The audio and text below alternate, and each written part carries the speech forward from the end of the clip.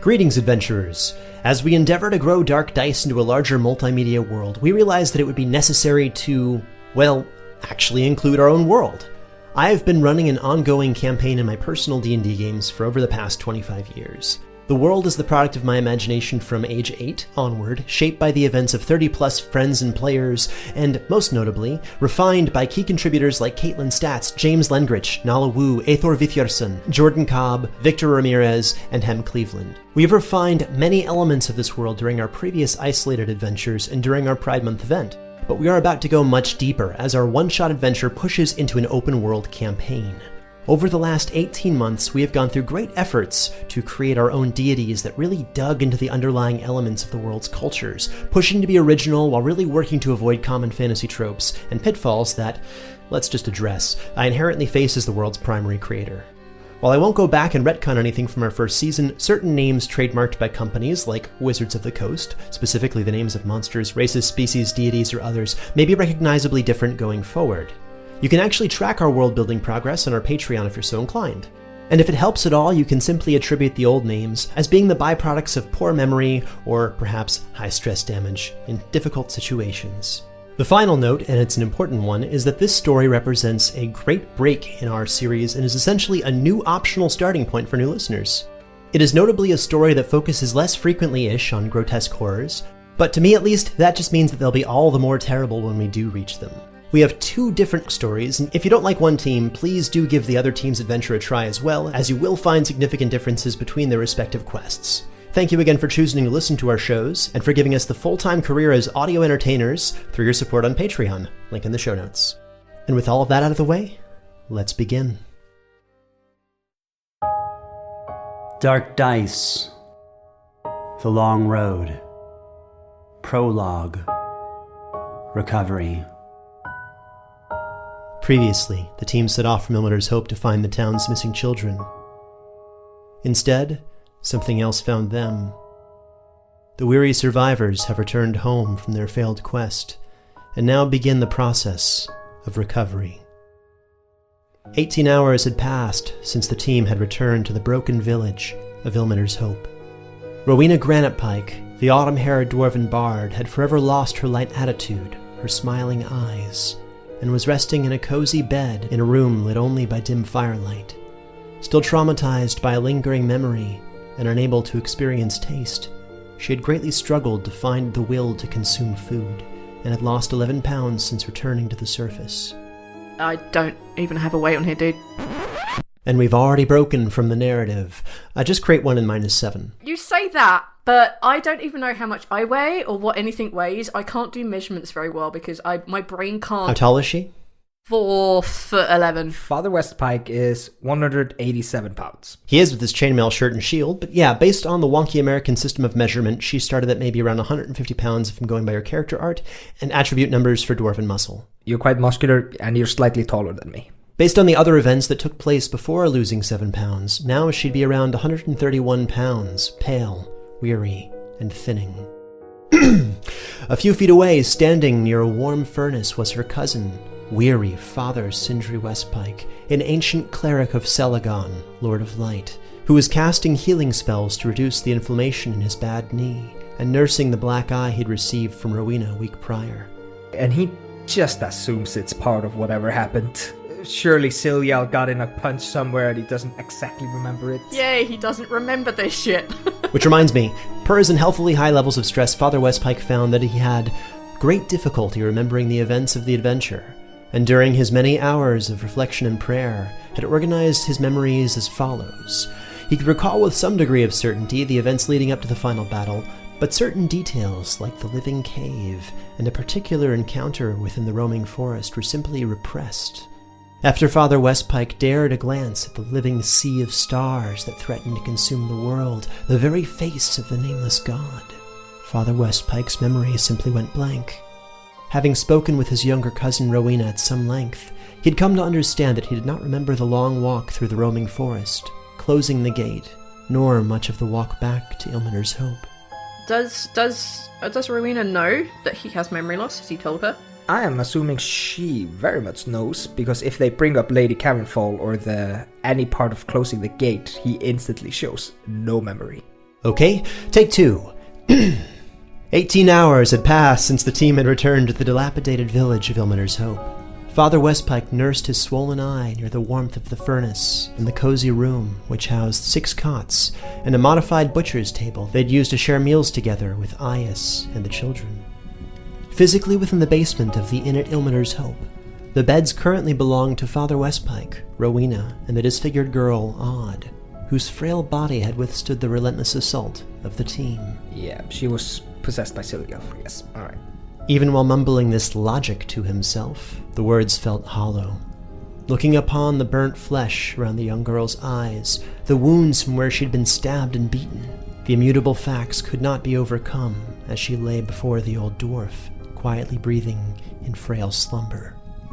Looking for a distraction, Father Sindri Westpike's eyes shifted toward the other beds before glossing over, his mind flashing through the events of the previous day. He had led a late memorial service for a mutual deceased friend and the village's former leader, Mayor Delvin Brighthope, who had passed during the months of their absence. Sindri had witnessed a brief quarrel between his companion Eyþór and the inn's current owner, Neddard. Sindri remembered Eyþór paying for one more night of lodging, and then, just this morning, Eyþór informed him that he would settle the dispute of the inn's ownership with the men of the crown. Eyþór had taken his son and the other surviving boy with him, but left Odd to sleep and recover, growling that he'd sooner live in the Azure Kingdom than let his inn be given away to a gods-be-damned human. It took a special kind of person to deny the existence of the gods. Father Westpike wakes up and looks over to Rowena, who still is sleeping. He thinks about waking her up, but decides against it. Instead, he nudges the young girl. As she woke, Odd's expression switched to terror as she looked around the room, confused and blind. I'm sorry, Odd was your name, if I remember correctly. Sorry, my memory's a bit off. I'm sorry. I need to go to the church. I have business there. If you could just let Rowena know when she wakes up. She will feed you if you get hungry, I promise. I'm sorry, I have to go. And Father Westpike walks out the door, closing it softly behind him. Sensing movement a few moments later, Rowena awoke in a cold sweat, the dying images of Sister Cavernsfall fading from view. She took a moment to glance around the room, noting that Odd had stirred. Morning, you okay? Stay away! I'm not gonna hurt you. Your father, Westpike, went to the church. She looks over and notices that he's gone and looks back at her. It's like, thank you for letting me know, but look, why don't we get you something to eat and get you settled down somewhere warm and comfortable, somewhere where you'll be looked after. Eyþór said he'd take care of me. I don't want your help. But I'm not gonna hurt you. What are you scared of? I mean, everything's behind us now. We're back in your home. I mean, we're gonna find somewhere for you. I'm not gonna hurt you. And she puts her hands out towards her, like showing that she has no weapons. The small spark of optimism died within Rowena as she confirmed that the previous day's magical healing had done nothing to combat Odd's blindness. Magic cannot, in fact, cure everything. She took 5 stress damage with this revelation, noting the seared skin around the girl's forehead and eyes. Oh, I put my hands, just above hers. If you put your hands up, you'll feel me. I'm not gonna hurt you. I've got no weapons on me. Startled, Odd rushed back and fell off the bed. Ugh. I'm just gonna scoop her up. As the girl struggled, Rowena could attempt a persuasion check. I'm sorry, Rowena. I did not realize the girl would be this hostile. It's alright, I've got this. I mean, you're pretty scary. You're an old dude with creaking bones, covered in armour. Here I am, just a nice young little lass covered in my normal stuff. I'm stalling so quickly here. 26. Expertise, yo. I remember to put it on.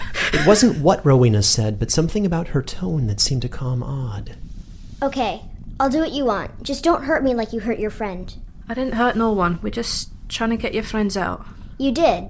I heard you hurt your friend at the gate. I didn't kill him. You killed him. I didn't kill him. He's fine. No, you punched your father, then you... Oh, no, it's not my father. He was trying to do something silly. But then you stabbed him. You stabbed Soren. No, I didn't stab Soren. Soren was... You stabbed him multiple times. I could hear him screaming. No, I didn't. Gunther told me. While you were asleep, he explained what happened. I promise I won't tell anyone. Just don't hurt me. Don't do what you did to Soren. I'm not gonna hurt you. I didn't stab him. You definitely did. I could hear him and he was screaming for you not to. He said your name, Rowena, right? Yeah. Then it was definitely you he was screaming about. Just please leave me alone. No, I was just taking him over to the portal. I didn't stab him. You did. Odd cautiously insisted, but was too afraid to struggle under Rowena's twitching gaze and firm hand. Rowena found that her other hand held something she hadn't remembered grabbing. A dagger. Soren's dagger. Its steel seeming to shift in the firelight. The fuck? Stay here. I'll be back soon. And I'm gonna go upstairs. 10 feet above Rowena's head was a well-supplied general goods store, dimly lit by flickering candles. An assortment of wares, both used and somewhat less used, lined its tables, showcasing these curios before the shop's only window, which notably seemed to pull all the warmth from the room, both figuratively and literally into the gray and white beyond. As the warmth from the stovepipe fought a losing battle, Sindri, who had ascended the stairs and closed the door to the basement behind himself, was greeted by the man he knew to be named Neddard. The proprietor, an athletically cut man with tan skin, a gut, and short dark hair, stood before Father Westpike. So, you're finally awake. Thank you very much for your hospitality. I appreciate it very much. I no longer had a bed to sleep on after the time we were away. Yeah. Will you and your cousin be heading out today? If you will house us another night, that would be, of course, very, very much appreciated. I do not expect charity here. I will pay for my boarding. Our boarding. The inn is still being disputed, so I'll only charge you a half scale for both beds. Maybe tell your horn friend I've been so nice. Maybe also mention that this has been my place now for some time. 8, 2, 3. Oh, sorry, I'll get it. 3, 4, 5 copper. Thank you very much. Do you know what will be for dinner? Well, I can tell you it won't be rabbit. The damn Trapper family won't let anyone near them. Maybe leek and tomatoes with rice. Thank you very much. He takes a second and goes through his memory. Did this man were one of the children that we failed to bring back his? Father Westpike, having known all of the children and parents of Ilmater's Hope, reflected for a moment, staring off before returning to the conversation, confident that Neddard was not among their number. He simply just says, I'm sorry for the loss that Ilmater Hopes has experienced. No need to apologize to me. I'm new to the Hope. I'm here as part of the Vale's paid defense. The shop is just a perk to help pass the time. It's not so bad, though. Oh, they hired new guards. It's understandable, the situation they went through. Of course, they are fearful people now. I'm sorry, I didn't mean to take more of your time. If Rowena is looking for me, I will be at the church. And Father Westpike starts to leave. Neddard stared as the door to the basement opened, and the pale form of Rowena slowly stepped through, shaking visibly to all except Father Westpike. Excuse me, but do you know, anyone who could look after the little lass downstairs? I don't know how much longer we're going to be staying here, so she should find a family, someone who'll look after her, yes? Father Westpike hesitates and, you can see a look of shame on his face when he sees you, and he, looks down, then he looks back up. Rowena, you're awake. Wonderful. And he starts walking back towards her. I'm sorry, I didn't mean to wake you up. I must have closed the door harder than I expected. Don't worry about it. Please, anywhere I can take this little lass? She can still stay here. I'm not gonna eat her. Eyþór might be an ass, but I'm not gonna neglect his blind daughter. I think he said he'd be adopting her after her parents. Well, yeah. Charming little town, isn't it? That's great. Could you... It's just that she can't see. Yes. So she needs someone to keep an eye on her? You know, it's kind of a rude way of putting it, but I'll check in on her. She's going to walk around, shake his hand formally like it's some sort of Dwarven Guild arrangement, and she's going to say, I'm sorry, I don't know your name. The name's Neddard. He didn't bother to ask the first few days. As Rowena shook his reluctant hand, she noticed a series of tattoos on his wrists. Shielded heraldry of a burning double pendulum, bisected by a crossguard, was surrounded by other simple decorations, some artistic skulls, a sad face with X's for eyes, and also a weave of symbols indicating his status as a merchant. Hell shields. Some sort of mercenary. Thank you. Thank you, Neddard. If she requires anything, I will gladly pay for it. Oh, the trapper mentioned that he'd recovered a note for me. By chance, do you still have it? Sorry. Everyone thought you were dead. You were already gone for some months when it came into my possession, so I used it for kindling. He just mouths the word months without saying it. Yes. Did you read it by any chance? I did. Maybe. Yeah. Could you, by chance, share what you remember of it? It was an apology or condolence. To you, for something you lost. No. For your losses. It was really strange. Something like that you had nothing else that could be taken and that you should return home. Did it say who it was from?